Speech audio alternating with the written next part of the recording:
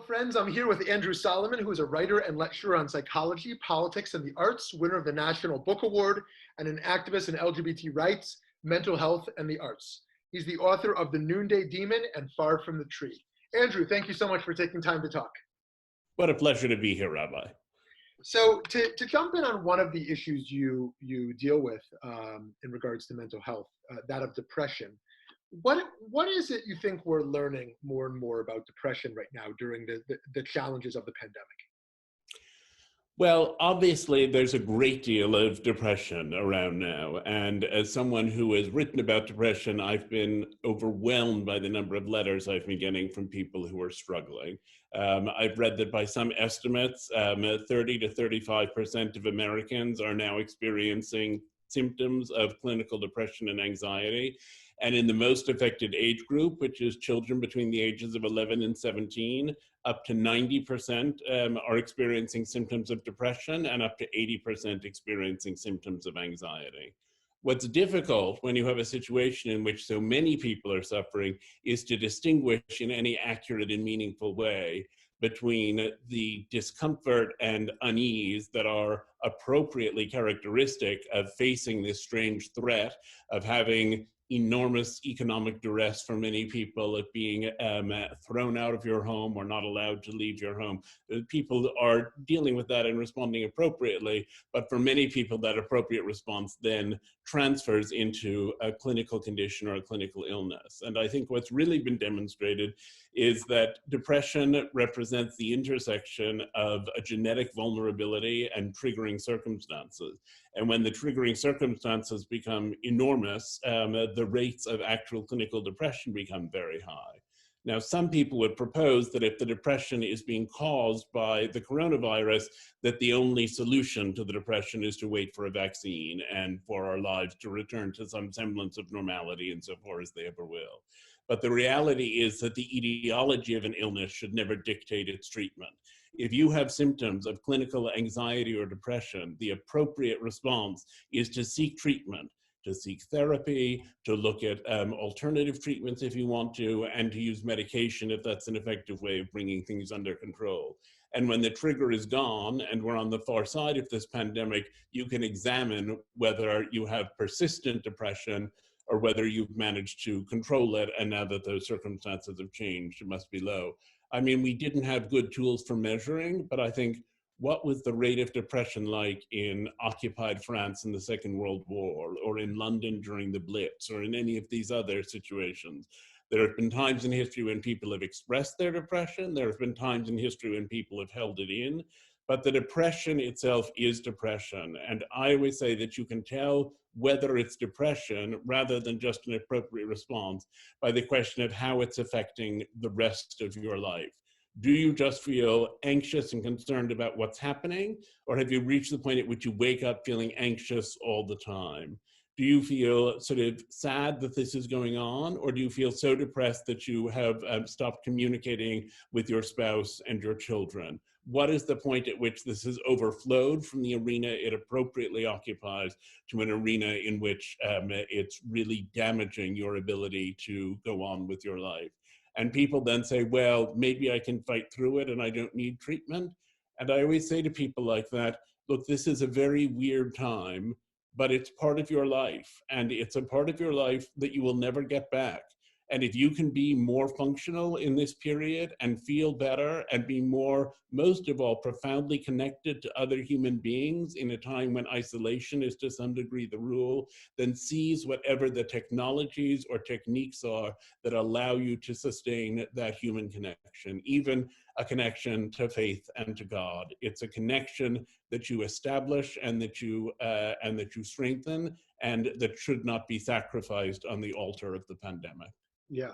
Wow, that is so well said. And part of what I hope folks will hear from that amidst everything is if it is a problem, don't wait. We need to feel the urgency of addressing this situation for our own welfare, first and foremost, and for those around us. And that it need not be total crisis moment. We can see signs of that emerging in which we need to respond.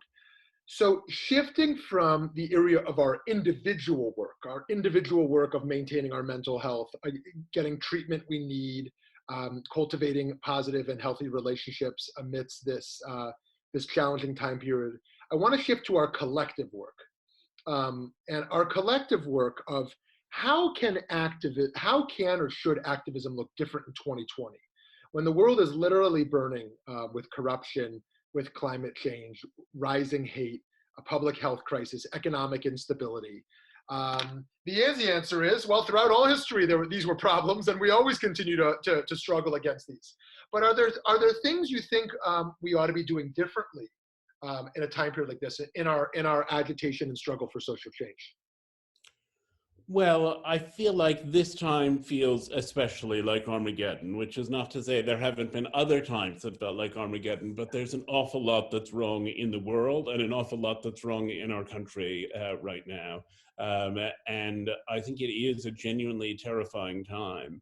I mean, as a parent, one of the things that I find myself having to do with my children, who have all been dealing with a very changed life under COVID, is to try to separate out when they're expressing irrational anxieties and fears and when they're actually responding to what the world looks like right now, which appropriately summons those anxieties and fears. In terms of activism, many of us are blocked from some of the conventional forms of activism by the medical necessity for relative isolation during the pandemic. It's hard to go on a march. It's hard to provide services to people. It's hard to go work in a homeless shelter if you're afraid of and vulnerable to infection. But having said that, there are a million things we can do. I mean, I think we need first and foremost to vote and to get the current president out of office and to register people to vote and to ensure that when the elections take place, they are free and fair and just elections, and that they are not tampered with. Because I think changing the leadership of the United States, or indeed, I'm afraid of about 2/3 of the countries in the world, would be the most effective way to deal with problems such as that range all the way from racism to corruption to climate change. And I think the other thing is to remain communicative, both with the people with whom we are ordinarily talking, our families and our close friends, and with a larger community. You know, I always think of the time that a gay activist said to Harvey Milk, "What is the best thing that I can do to help the movement?" And he said, "Go out and tell someone." And I think that the need is to make sure that these issues don't get shunted aside and don't get forgotten. So wherever it is that you're able to go, whatever the platforms are on which you're able to communicate, whatever it is that you can do without grave risk to your physical and mental health, do those things to try to talk about why these problems are urgent and how much they need to be addressed and changed. And then do selective boycotting if you can do selective boycotting. Don't use companies that are contributing to climate change. Don't buy beans that are made by someone who is supporting the Trump administration in its attempt to annihilate American democracy as we've known it until now. Those, I would say, are the primary ways to do it. And the minute you feel safe and you have a good N95 mask, get out in the streets and go door to door and tell as many people as you possibly can what the problems are and how they can be part of the solution. Very powerful. And so I think I heard three pieces to that primarily. There's the political process and the voting process, and making sure leadership up top is radically transformed.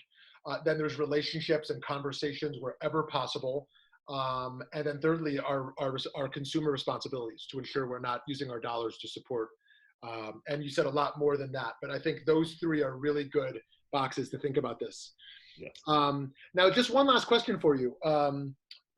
You know, my assessment, and I assume others have said this, but I'm not sure, is that the LGBT rights movement has by far been the most successful movement of the last decade in America. That's not to say there's not a ton of work still to do around homophobia and discrimination and the like. But if you look at how quickly we saw change in ways that we haven't on other issues, the way the trans issue has been addressed in the last few years, again, still a long way to go. The fact that President Obama in his first term couldn't even be in favor of same-sex marriage, and then where we are just some years later. And I wonder if you agree with that assessment of that success, and if so, why you think it is, what's been unique to this movement, whereas so many other movements continue to struggle. And I have my own thought on that, but I'd rather hear from you. Well, I'd like to hear from you. So I'll go first and then you tell me what Okay, you. okay. As someone who was involved, but peripherally involved as an ally, part of my assessment actually challenges my thinking. My normal thinking in activism is that we should agitate. There's a level of agitation in our struggles. And yet I view agitation as creating polarization today. It doesn't mean we shouldn't do it. Whereas I have viewed the LGBT movement as a pride movement. Its primary orientation is towards a positivity, love, change, pride of identity, rather than as an anger. That's not to say there's not anger there, but as an anger and as a confrontational agitation. And that challenges my own approach, but it's kind of the conclusion I'm at so far. That's actually an interesting point, and it correlates with the fact that the initial attempts to get gay marriage through had to do with people going and talking to those whom they were trying to convert and saying, the system as it exists is unfair, and the system as it exists is not equal, and so on and so forth. And as long as that was the narrative, there was very little progress made, because people who had themselves perhaps not been comfortable with the idea of gay marriage, to take the most obvious example, those people felt attacked and criticized by the anger and the outrage and the demand for equality. And then the tactics switched, and people started going and knocking on doors and saying, I've been with my husband for the last 15 years. We have an incredibly happy marriage. Here are some pictures of my children. Here's a picture of the wedding where I had my dad there and my mom there, and where he had his dad and his mom. And as soon as it started being a story about accepting love, there was enormous progress made. And so I think you've hit on a very crucial part of the question. I would say there are a couple of other things that have helped. The first is to say that while it appears that there's been enormous progress in 10 years, and there has, it's sometimes not clear how much work went in the 40 years before that, that there was a long period in which activism appeared to be getting nowhere, but that effort at activism made an enormous difference and was very much responsible for what has now appeared to be a rapid transformation. And the other thing, though I hate to provide any sort of positive comment on it, is the AIDS crisis. Because I think in 1960, very few people thought that they knew anyone who was gay. And many gay people themselves did not feel they knew anyone who was gay. And they went into straight marriages and relationships, or they lived very isolated and lonely lives, and they remained hidden. And the AIDS crisis forced gay people to come out. And all of a sudden, you found that there were gay people everywhere, and that it represented a much larger proportion of the population than anyone had ever imagined. And so everyone knew gay people. And when people knew gay people, they had a much harder time saying, yes, you, this person I know, shouldn't have the same rights as I have. That was much harder than saying someone I don't know should have those rights. And it was striking to me when President Obama began talking about gay marriage, that his focus was not on people's right to enjoy whatever kind of sexual and intimate relationship they wanted to. It was on children. And after the AIDS crisis, the next big movement among gay people was the gay parenting movement. Obama said, it seems unfair that there are children in my daughter's class at school whose families are treated differently from the way our family is treated. And it became a matter of injustice to children. And injustice to children is a much easier sell than injustice to people who were already perceived as marginal, who are by many people, at least at the time, were perceived as having made a choice, and so on and so forth. So I think that the shift into family structure gave people a way and a place and an occasion to relate. Fascinating. Andrew Solomon, thank you so much for your time.